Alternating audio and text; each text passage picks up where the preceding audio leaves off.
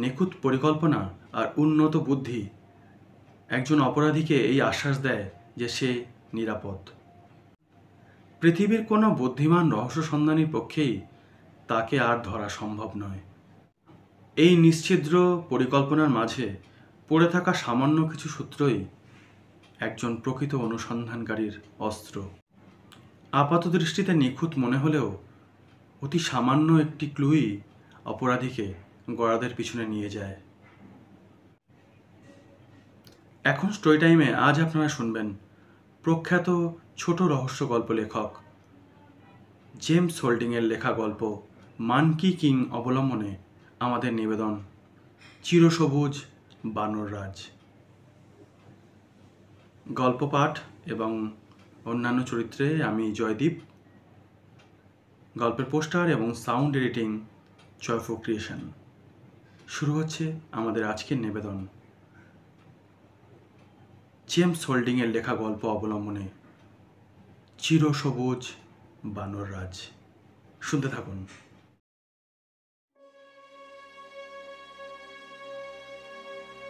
Z পাথর আমার খুব ভালো লাগে। সবুজ রঙের জেড আমার মনে খুশির জোয়ার এনে দেয়। লাল রঙের জেড আমাকে মনে করিয়ে দেয় অস্ত সূর্যের রক্তিম আলোর রক্তাভ মেঘমালাকে।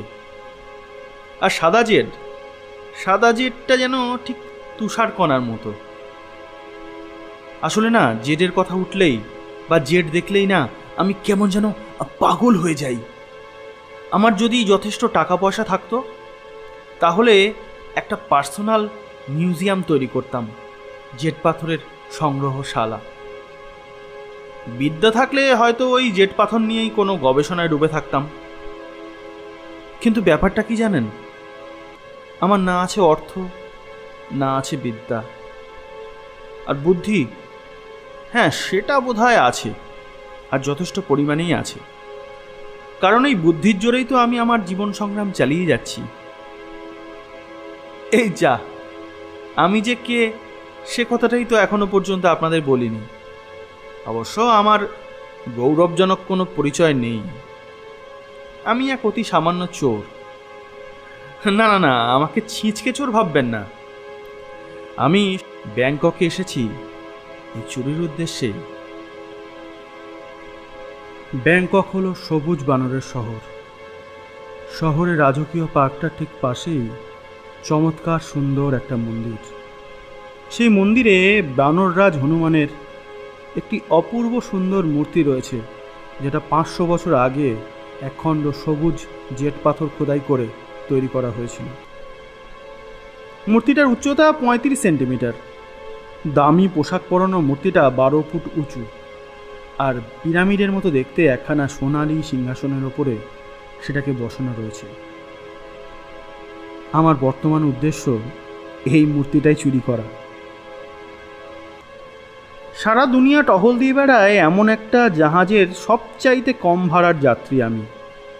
আসছি সুদূর সান ফ্রান্সিসকো থেকে। খুব ভোরে শ্যাম উপসাগরে চাওফ্রায়া নদীর মোহনায় আমাদের জাহাজ এসে থামল।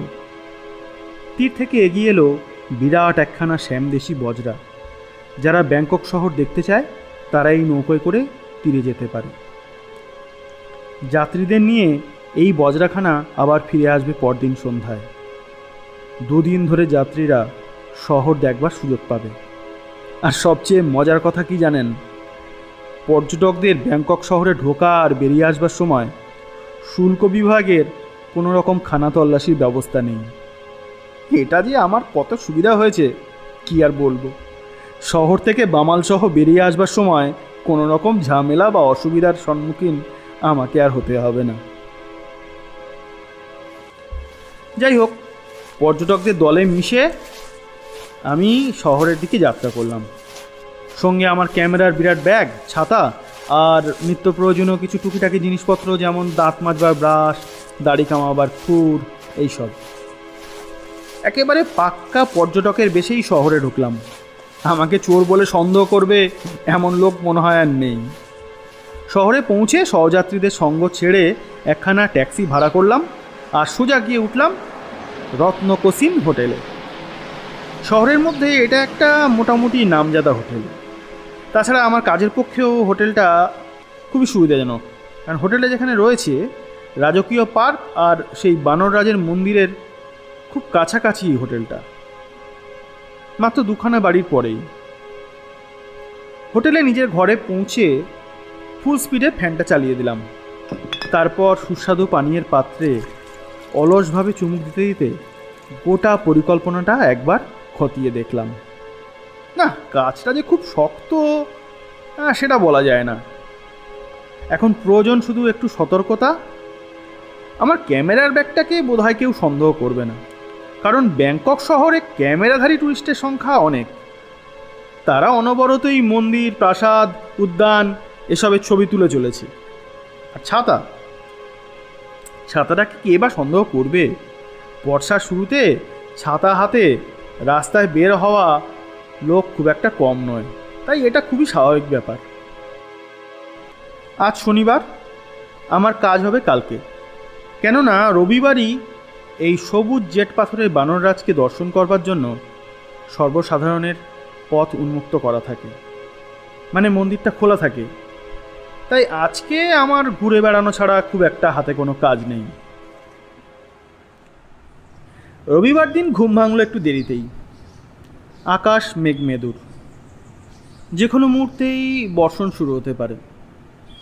আমার পক্ষে এটা ভালোই হলো বলা চলে।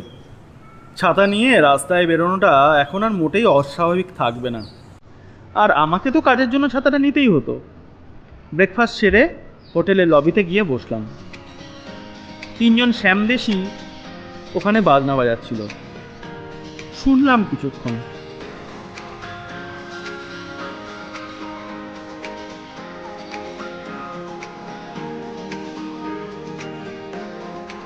না, এবার বেরিয়ে পড়তে হবে।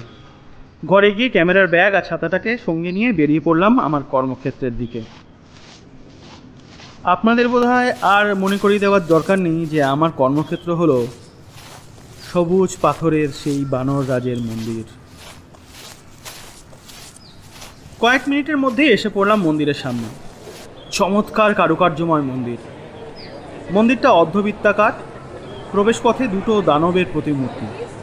মূর্তি দুটো যেন মন্দিরের দুই অতন্দ্র প্রহরী। এছাড়া কয়েকজন জীবন্ত প্রহরীকেও সেখানে দেখতে পেলাম।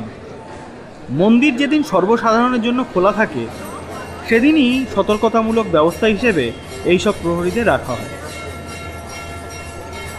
ঢং ঢং করে মন্দিরের ঘণ্টাটা বাজছে, বাতাসে ছড়িয়ে পড়ছে ঘণ্টার ধ্বনি। ওই ধ্বনি যেন আহ্বান করছে পুণ্যলোভী দর্শনার্থীদের। শুধু তাদেরই বা কেন, আহ্বান করছে বিদেশি পর্যটকদের।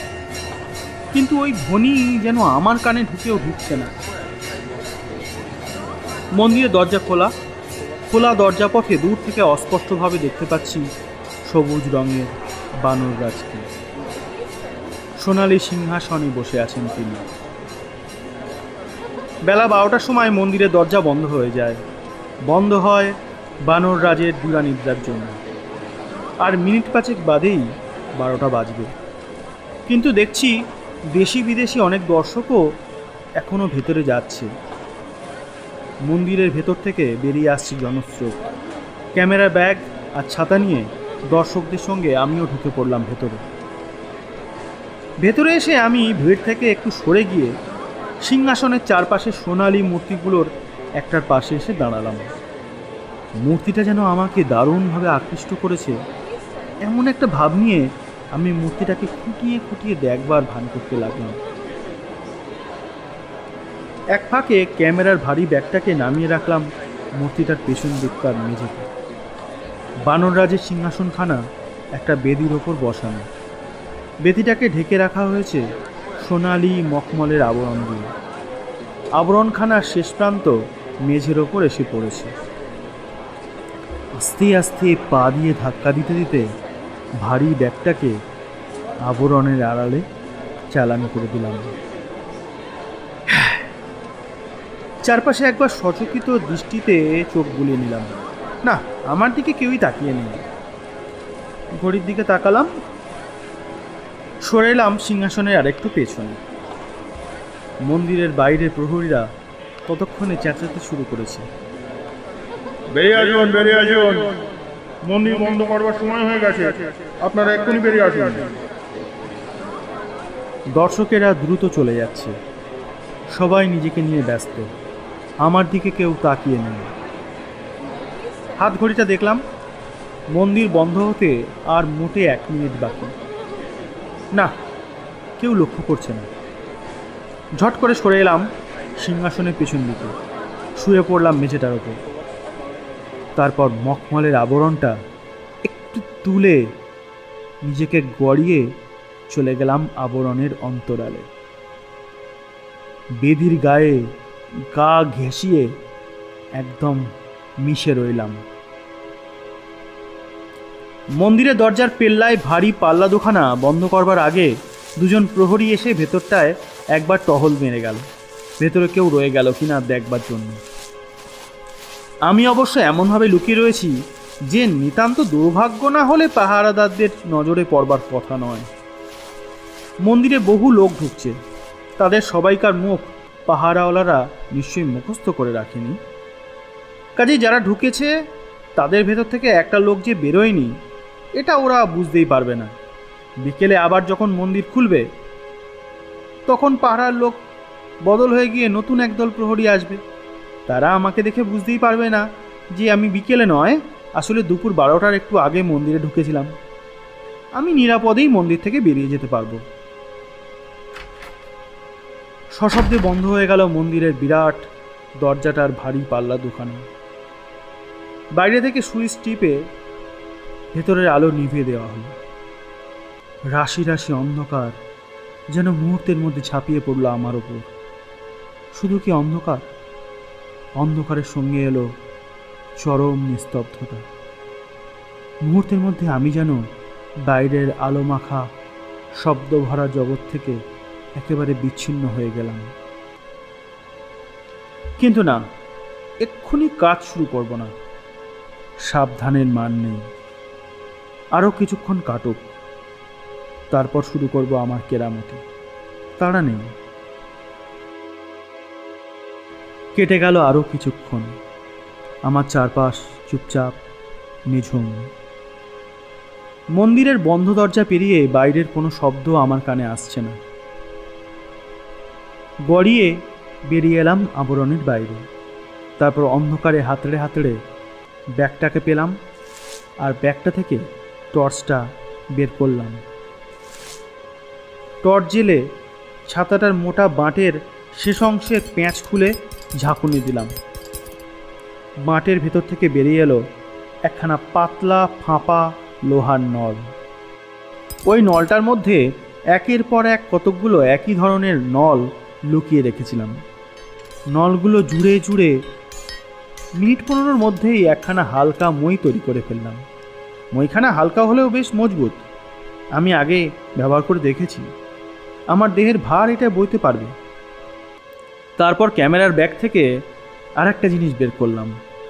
আমার পরিকল্পনার সাফল্যের জন্য এই জিনিসটা খুবই গুরুত্বপূর্ণ। জিনিসটা আর কিছুই নয়, একটা তেকোনা কাঁচের পিণ্ড। পিণ্ডটা বেশ বড়, সবুজ রঙের। কাঁচ তৈরি কারখানায় এ ধরনের পিণ্ড পাওয়া যায়, তবে অন্য পিণ্ডগুলো থেকে এই পিণ্ডটা একটু আলাদা রকমের। কারণ পিণ্ডটার ওপর দিকটা খোদাই করে মোটামুটিভাবে এই বানররাজের মূর্তির আকৃতি দেওয়া হয়েছে। বোধহয় কাজটা খুব একটা খারাপ হয়নি। এইবার আমার আসল কাজ। আমার ধারণা আমার পরিকল্পনাটা নিখুঁত। এই পরিকল্পনা মাফিক কাজ করতে পারলে ধরা পড়বার কোনো সম্ভাবনা নেই। গত বছর ব্যাংককে এসে আমি বানররাজের এই মূর্তিটা দেখেছিলাম। তারপর মূর্তিটাকে সরাবার জন্যে আমি অনেক চিন্তা ভাবনা করেছি। আমার বিগত 1 বছরের চিন্তাভাবনার ফসল হলো বর্তমান পরিকল্পনা। কাঁচের পিণ্ডটাকে মেঝের ওপর রেখে আমি সদ্য তৈরি মইখানাকে সিংহাসনের সঙ্গে ঠেস দিয়ে দাঁড় করালাম। তারপর এক হাতে জ্বলন্ত টর্চ নিয়ে সাবধানে মইয়ের সিঁড়ি বেয়ে উপরে উঠতে লাগলাম। বানররাজের মূর্তি আমার নাগালের মধ্যে এসে গেল। মুখ দিয়ে টর্চটাকে চেপে ধরে আমি দুহাত বাড়িয়ে মূর্তিটাকে সিংহাসনের উপর থেকে টেনে তুলে নিলাম। তারপর মূর্তিটাকে নিয়ে সাবধানে নিচে নিচে নেমে এলাম। দারুণ উত্তেজনায় আমার বুকটা তখন ঢিপ ঢিপ করছিল। এরপর মূর্তিটার দামি রাজপোশাক আর রত্নখচিত রাজমুকুটখানা খুলে ফেললাম। সেগুলোকে এবার পরিয়ে দিলাম আমার তৈরি করা কাঁচের বানর মূর্তিকে। মূর্তিটাকে এবার আর খুব একটা মন্দ দেখাচ্ছে না, মোটামুটি সেই আসল বানররাজের মতোই দেখাচ্ছে। মন্দিরের ভেতরে থাকবে অল্প আলো, আর মূর্তিটা থাকবে অনেক উঁচুতে বসানো, কাজেই দর্শকেরা হঠাৎ করে বুঝতে পারবে না যে এটা আসল মূর্তি নয়, নকল মূর্তি। আমার মনে হয় তফাৎটা বোঝা গেলেও সেটা কালকে দিনের বেলায় হয়তো বোঝা যাবে, তখন আর আমাকে ধরবে কে? আমি তখন এখান থেকে অনেক দূরে চলে যাব। আবার মই বেয়ে উঠলাম, নকল মূর্তিটাকে বসিয়ে দিলাম আসল মূর্তির জায়গায় সিংহাসনের ওপর। এবার গুছাবার পালা। ফাঁপা নলগুলো খুলে মইখানাকে আবার ভাঙলাম। নলগুলোকে আগের মতো করে আলাদা আলাদাভাবে ভরে নিলাম আমার ছাতার ফাঁপা বাঁটের ভিতরে। এরপর আমার টর্চের আলো ফেললাম জেট পাথরের তৈরি নগ্ন মূর্তিটার ওপর। কি চমৎকার মূর্তিটা! এই মূর্তি এখন আমার, শুধুই আমার। আনন্দের আতিশয্যে খানিকটা নেচে ফেললাম। লা লা লা লা লা লা লা লা লা। মূর্তিটাকে আমি দেখছি, স্পর্শ করছি, দেখে দেখে যেন আমার আঁশ মিটছে না। মূর্তিটাকে আমি চোখের আড়াল করবার কথাও যেন আর ভাবতে পারছি না। যাই হোক, শেষ পর্যন্ত নিতান্ত অনিচ্ছা সত্ত্বেও আমাকে মূর্তিটাকে আমার ব্যাগের মধ্যে রাখতে হলো। সিংহাসনের পেছনে চুপচাপ বসে রইলাম। বন্ধ মন্দিরের মধ্যে যেন নিরন্ধ্র অন্ধকার, কোথাও কোনো শব্দ নেই। না, ভুল বললাম, আমার হৃৎপিণ্ডের ধুক ধুক শব্দটা শুনতে পাচ্ছি। সময় যেন আর কাটতে চাইছে না। না, সব প্রতীক্ষারই অবসান আছে। বিকেল হলো, মন্দির খোলার সময় হয়ে গেল। আর মাত্র 15 মিনিট বাকি। দেখতে দেখতে আরও 5 মিনিট কেটে গেল, তার মানে আর মোটে 10 মিনিট। মন্দিরের ছাদের ওপর ঝমঝম করে বৃষ্টির শব্দ। বাইরে বৃষ্টি আরম্ভ হয়েছে। শব্দ শুনে বুঝলাম যে বেশ বড় রকমের বৃষ্টি। সর্বনাশ! বৃষ্টির জন্য মন্দিরে যদি বেশি লোক না আসে, যদি ভিড় না হয়, একটা শঙ্কা আমার মনের মধ্যে জেগে উঠল। হঠাৎ মন্দিরের ভেতরে আলোটা জ্বলে উঠল। খুলে গেল ভারী পাল্লা দুখানা। এবার বিকেলের দর্শনার্থীরা আসবে। আমার শঙ্কিত হবার কোনো কারণ নেই। বৃষ্টি হওয়া সত্ত্বেও প্রচুর দর্শনার্থী এসেছে মন্দিরে, আর কোনো চিন্তা নেই। সিংহাসনের পেছন থেকে বেরিয়ে আমি টুক করে বিদেশি পর্যটকদের একটা দলের মধ্যে মিশে গেলাম। ওরা নকল বানররাজের মূর্তিটার খুব তারিফ করছে। কি চমৎকার মূর্তি, কি অপূর্ব শিল্পকর্ম। ওদের এসব শুনে আমার খুব হাসি পেল। হ্যাঁ, অপূর্ব শিল্পকর্মই বটে। আমার জীবনের প্রথম এবং বোধ করি শেষ শিল্পকর্ম। আপন মনে হাসতে হাসতে দলটার সঙ্গে মন্দির থেকে বাইরে বেরিয়ে এলাম। বাইরে বেরিয়েও মন্দিরে ঝুঁকে পড়া ছাদের তলাতে একটু দাঁড়াতে হলো। বৃষ্টি পড়ছে, আকাশ পুড়ে নামছে বৃষ্টির ধারা। কোনো লোকই মন্দির ছেড়ে রাস্তায় নামছে না, হয়তো একটু অস্বাভাবিক দেখাবে, এই কথা ভেবেই প্রবল বর্ষণের মধ্যে আর নামলাম না। বৃষ্টির বেগ কমল, দর্শনার্থীর দল রাস্তায় নামতে শুরু করলো। এবার বৃষ্টি স্নাত রাস্তায় নামা যেতে পারে। অন্য দর্শনার্থীদের মতো আমিও এবার আমার ছাতা খুলে রাস্তায় নামবার জন্য তৈরি হলাম। আমার কাঁধে ক্যামেরার ব্যাগের মধ্যে নিরাপদ আশ্রয়ে রয়েছেন বানর রাজ। আর ছাতা খুলবার ফলে ক্যামেরার ব্যাগটাকেও অন্য কেউ বোধহয় আর দেখতে পাচ্ছি না। মন্দিরের দরজায় পাহারা দিচ্ছে কয়েকজন শ্যামদেশী প্রহরী। বৃষ্টির জন্য ওদের গায়ে বর্ষাতি। দর্শকদের দিকে তীক্ষ্ণ দৃষ্টিতে তাকিয়েছিল ওরা। অবশ্য আমার ভয় পাওয়ার মতো কিছু নেই। সকালে এরা পাহারা দিচ্ছিল না, পাহারা দিচ্ছিল অন্য কোনো একটা দল। কাজেই আমার ধরা পড়বার কোনো ভয় নেই। প্রহরীদের জন্য একটু করুণা বোধ হলো। ওরা তো বারবার বানররাজের মূর্তিটা দেখেছে, কিন্তু কতটুকু দেখেছে? দেখেছে কি পোশাকের বাইরে মুখটুকু? ওই রাজপোশাকের অন্তরালে যে অপূর্ব শিল্পকর্ম রয়েছে তা কি ওরা দেখেছে? ওরা কি কখনো অনুভব করেছে যে মূর্তিটার গায়ে এক অদ্ভুত হিমশীতল স্পর্শ রয়েছে? ওদের থেকে আমি অনেক বেশি ভাগ্যবান। আমি এই জেট পাথরের অপূর্ব শিল্পকর্ম নিজের চোখে দেখেছি। টর্চের আলোয় সবুজ পাথরের বুকে কি অপরূপ দ্যুতির সৃষ্টি হয়েছিল! কেমন এক রূপাতীত অপরূপ সৌন্দর্য! মূর্তিটার কমনীয় কোমল পরশও প্রহরীরা বোধহয় কোনোদিন পায়নি, অথচ ভিনদেশী হয়েও আমি সেটা পেয়েছি। ওরা সত্যিই বেচারা। বৃষ্টিস্নাত রাস্তায় পা বাড়াতে গিয়ে লক্ষ্য করলাম একজন প্রহরী তীক্ষ্ণ দৃষ্টিতে তাকিয়ে আছে আমার দিকে। হ্যাঁ, বিশেষ করে আমার দিকেই বেশ অনুসন্ধানী দৃষ্টি নিয়ে লোকটা আমাকে দেখছে। হঠাৎ লোকটার ভুরু দুটো কুঁচকে উঠল। সঙ্গী পাহারাওয়ালাদের দিকে ইঙ্গিত করে লোকটা সোজা এগিয়ে আসতে লাগলো আমার দিকে। আর দুজন প্রহরীও এগিয়ে এলো। ক্ষমা করবেন স্যার, দয়া করে আমাদের সঙ্গে আপনাকে একটু আসতে হবে। প্রথম প্রহরীটা বেশ বিনীতভাবেই আমাকে ইংরাজিতে বলল। কেন? তোমাদের সঙ্গে যাব কেন? আমার কণ্ঠস্বরের কাঁপুনি একেবারে চাপা গেল না। দেখছেন তো এখনো বৃষ্টি পড়ছে। এই বৃষ্টির মধ্যে কি কথাবার্তা বলা যায় স্যার? তার চেয়ে চলুন না, আপনি আমাদের গাড়িতে উঠবেন। প্রহরীর স্বরে ভদ্রতা আর কঠোরতার একটা সংমিশ্রণ রয়েছে। তোমাদের গাড়িতে আমি যাব কেন? চলুন না স্যার, কোনো কষ্ট হবে না। প্রথম প্রহরীটি মোলায়েম সুরে বলল। সেই হলো প্রহরী দলের নেতা। কিন্তু আমি কেন যাব? আমার অনেক কাজ রয়েছে। তাহলেও তো স্যার আপনাকে একটু আসতেই হবে। তোমরা কি পাগল হয়েছো নাকি? প্রহরীরা এই প্রশ্নে আর কোনো উত্তর দিল না। দুপাশ থেকে দুজন প্রহরী এসে আমার দুহাতের ওপর হাত রাখল, বেশ সজোরে। সর্দার প্রহরীটি কঠোরভাবে বলল, আসুন আসুন, আমার সঙ্গে আসুন।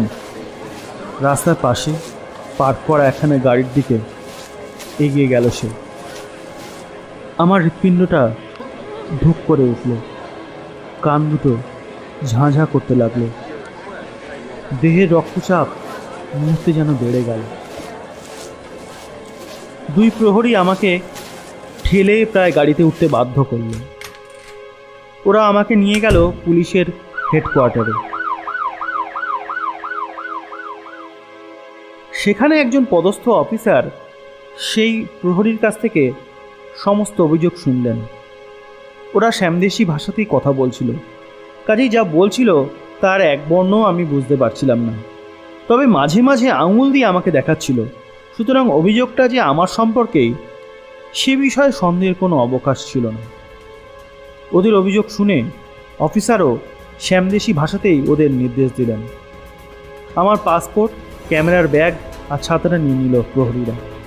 ব্যাগটা খুলতেই আসল বানররাজকে পেয়ে গেল ওরা। অফিসার আমার দিকে তাকালেন তীব্র দৃষ্টিতে, তারপর মাথা নাড়লেন। মাল সমেত ধরা পড়েছি আমি, তাই অপরাধ অস্বীকার করবার চেষ্টা করে কোনো লাভ নেই। আমাকে থানার গারদে ঢুকিয়ে দেওয়া হলো। আমি বিস্ময়ে বিমূঢ়। আমি তখনও বুঝতে পারছিলাম না যে সর্দার প্রহরী আমাকে সন্দেহ করলো কিভাবে। আমি তো বেশ প্ল্যান মাফিক কাজ করেছিলাম। পরিকল্পনায় কোনো খুঁত বলে তো কিছু ছিল বলে আমার মনে হয় না। তবে সর্দার প্রহরী কি লোকের মনের কথা বুঝবার মতো কোনো বিদ্যা জানে, নাকি এটা হলো প্রাচ্যদেশীয় জাদুবিদ্যা? সর্দার প্রহরী যখন আমাকে গারদে ঢুকিয়ে তালা বন্ধ করছিল, তখন কথাটা জিজ্ঞেস না করে পারলাম না। আচ্ছা, তুমি কি করে বুঝলে যে আমি বানরাজকে চুরি করেছি? স্যার, দুপুরবেলা তো একমাত্র আপনি মন্দিরের ভিতর ছিলেন, তাই না? ঠিক তাই, কিন্তু তুমি কি করে বুঝলে যে আমি দুপুরে মন্দিরের মধ্যে ছিলাম? দুপুরে একলা মন্দিরে থাকার ব্যাপারটা খুবই সন্দেহজনক। নিশ্চয়ই সন্দেহজনক, কিন্তু আমার প্রশ্নের জবাব তো আমি পেলাম না। তুমি কি করে বুঝলে যে আমি দুপুরে মন্দিরের মধ্যে ছিলাম? বৃষ্টি দেখে। প্রহরী কাঁধ ঝাঁকাল। বৃষ্টির সঙ্গে আমার মন্দিরের ভেতর থাকা না থাকা কি সম্পর্ক? বিরক্তভাবে আমি জিজ্ঞেস করলাম।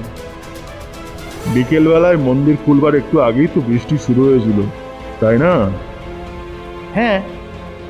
তাতেই তো রহস্যটা পরিষ্কার হয়ে গেল। কি করে? আমার প্রশ্নের উত্তর না দিয়ে সর্দার প্রহরী চলে গেল। কি করে? কি করে? প্রশ্নটা আমার মনের মধ্যে ক্রমাগত ঘুরপাক খেতে লাগলো।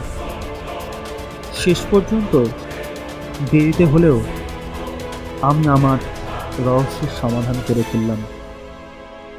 মন্দির থেকে বের হওয়ার সময় আমি যখন ছাতাটা খুলছিলাম, তখন ছাতাটা একেবারে শুকনো ছিল, অথচ বিকেলে আর যেসব দর্শনার্থী এসেছিল, বৃষ্টির জন্য তাদের সকলের ছাতাই ছিল ভেজা।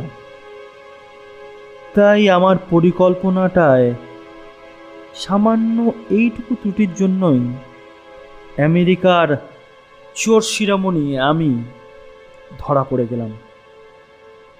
ধরা পড়লাম কিনা সেই শ্যামদেশী পুলিশের হাতে।